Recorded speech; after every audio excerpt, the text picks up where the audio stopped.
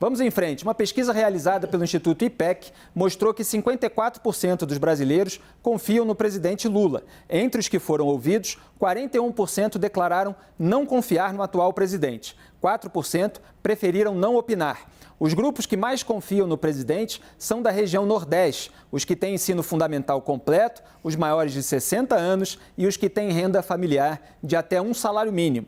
Entre os grupos que menos confiam em Lula estão os evangélicos, famílias com renda familiar superior a 5 salários mínimos, os que moram na região Sudeste e Sul e os que têm ensino superior completo. O levantamento ainda aponta que 55% dos entrevistados acreditam que o governo Lula será ótimo ou bom, 21% ruim ou péssimo e 18% regular. A pesquisa foi feita entre os dias 6 e 10 de janeiro, com 2.000 pessoas. Vamos ao debate, portanto, está aí na tarde, a IPEC 54%, Raquel, dizem confiar em Lula. E a reação a esses atos ajudou a melhorar a imagem dele?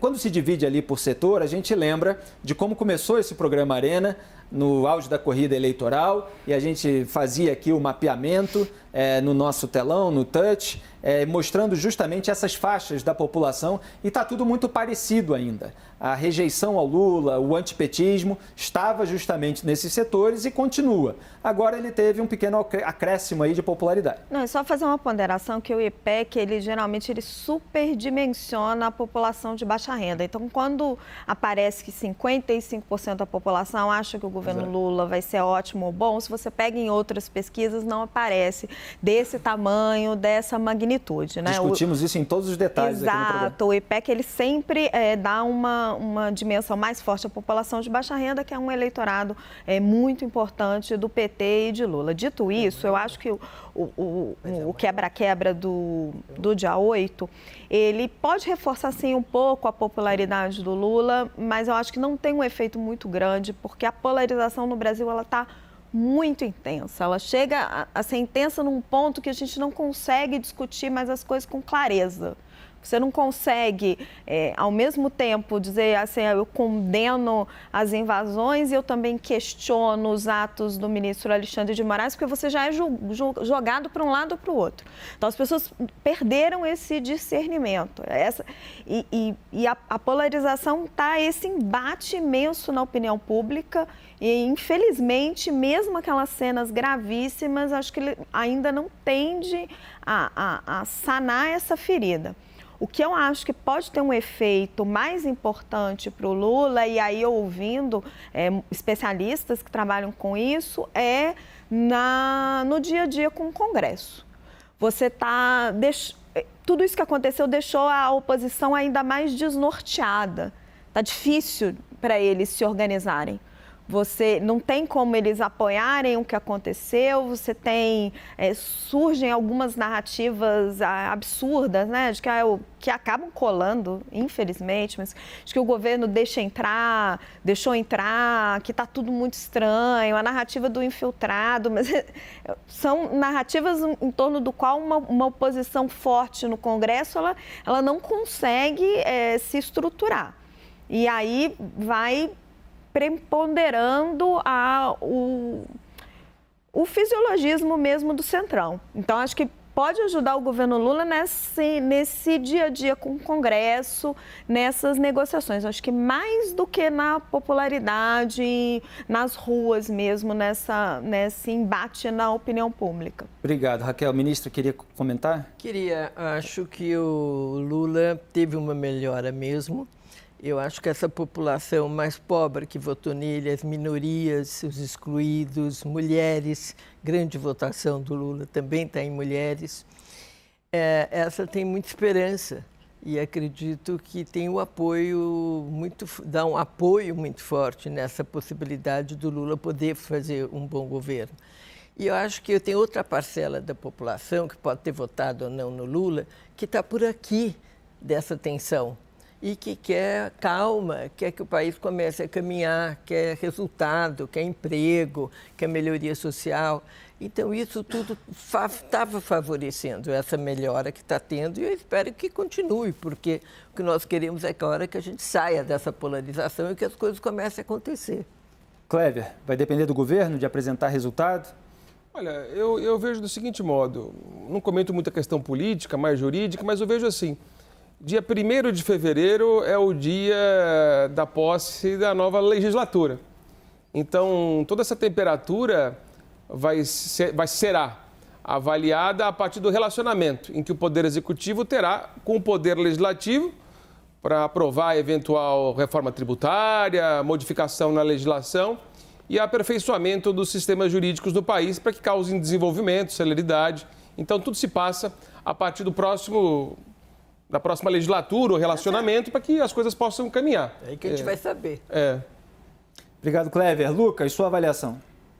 Concordo com a Raquel, pode ser que haja algum nível de superdimensionamento, mas de qualquer forma esse aumento de popularidade foi nos estratos populacionais em que o Lula já era mais popular mesmo, não houve grandes mudanças ali no que os dados indicam. Só acho que a gente não tem, evidentemente, não preciso dizer isso, o papel de decretar se a população deve ou não confiar no presidente Lula. Eu acho realmente difícil confiar num presidente que já chegou falando que o mercado, que somos nós, que produzimos riqueza, trabalhamos, o mercado não tem coração, quando ele dizia antes que Hugo Chávez tinha coração, que Fidel Castro tinha coração, alguém que chegou ao poder falando que representa a democracia e os outros são fascismo, que precisa ser combatido, é difícil esperar que a população de pronto automaticamente confie numa figura como essa. É ele quem tem que correr atrás.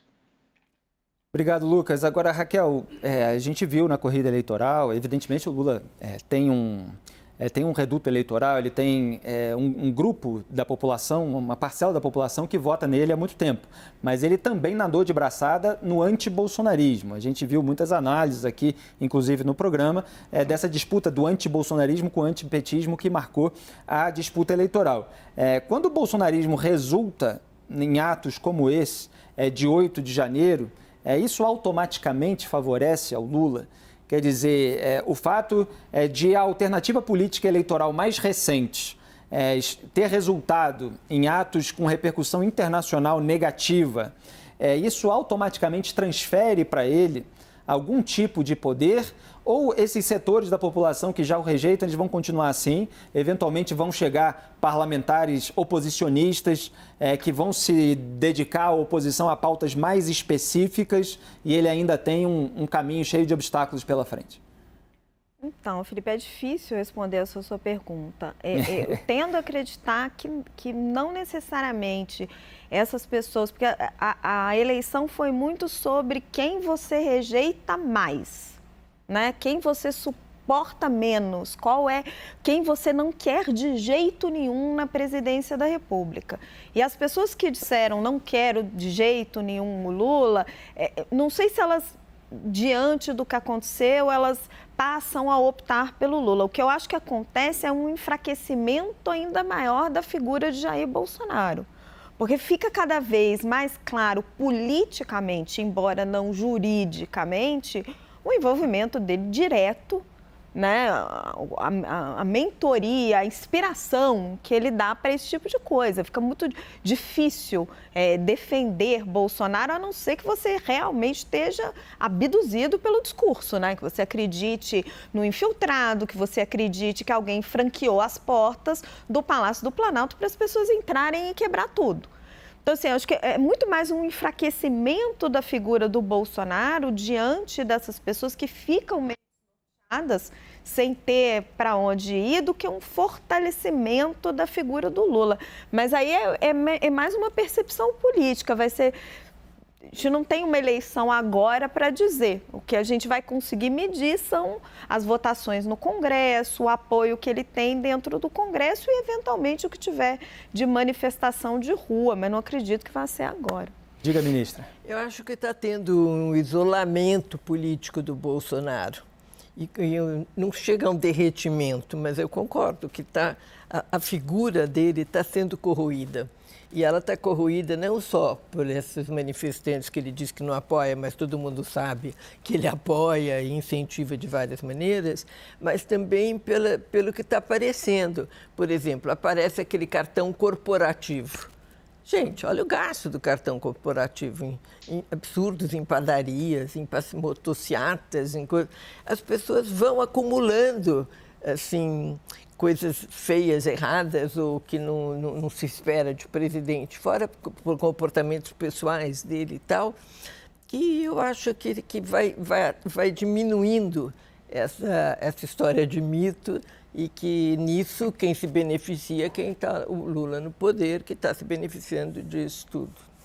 Obrigado, ministra. Raquel, como é que você vê a reação de outras potenciais lideranças no campo da direita depois desses atos de 8 de janeiro? A gente fala de Tarcísio Freitas, governador de São Paulo, Romeu Zema, governador de Minas Gerais, Eduardo Leite, governador do Rio Grande do Sul, tem o Cláudio Castro no Rio de Janeiro também, mas alguns parlamentares, evidentemente, atuando nas redes sociais, porque a legislatura ainda não começou oficialmente. A gente está no final do mês de janeiro, né? O mandato dos últimos parlamentares e deputados vai até dia 31 agora de janeiro. Quer dizer, você vê pessoas fazendo críticas mais aos invasores e vândalos que depredaram patrimônio público e menos ao Jair Bolsonaro nesse campo da direita? Quer dizer, o pessoal esperando para ver o poder murchar de Jair Bolsonaro e, de repente, ocupar o seu lugar automaticamente sem bater de frente? Ou já tem alguém querendo se distanciar com alguma incisividade a mais? É que eu acho que neste momento não está sendo preciso bater no Jair Bolsonaro, né? Já está... Eu vou usar uma expressão de que, enfim, mas não está sendo preciso bater direto, assim. Você vê todas essas lideranças de direita que já estão desde a campanha querendo ocupar esse espaço e garantir esse espólio para elas, se Bolsonaro eventualmente não fosse reeleito, como não foi. E, obviamente, nenhum deles concorda com o que aconteceu nos atos do dia 8. Agora, você vê que começa alguma diferenciação. As declarações do governador Romeu Zema, por exemplo, sem nenhuma prova de que o governo pode ter facilitado a entrada ou não feito nada, se omitido, para ganhar dividendos políticos, elas são uma loucura, né? Governo federal, governo Lula. O governo Lula, elas são uma loucura. Porque assim, você reverbera uma narrativa de extrema-direita que, pasmem, ela tem ressonância entre essas pessoas. Você começa a enxergar nessa base mais extremista, nessa bolha bolsonarista, essa narrativa se repetindo. Eu escutei isso hoje, inclusive, dentro de fontes das Forças Armadas, e você fala, gente, mas como? Assim, não faz nenhuma lógica, mas as pessoas começam... Ele está tentando ocupar o lugar, né? As pessoas começam a repetir isso daí. Agora, ele caminha para um lugar perigoso, né? De você ocupar um lugar de uma retórica muito ruim, baseada no que é narrativa, não no que é fato. Diferente do lugar que procura o governador Tarcísio de Freitas, por exemplo, que é muito mais baseado na racionalidade, na boa gestão, no embate mais de proposta. Começa a haver algum tipo de diferenciação. Vamos ver se vai caminhar nesse sentido, né? Até 2026 ainda está longe. Obrigado, Raquel.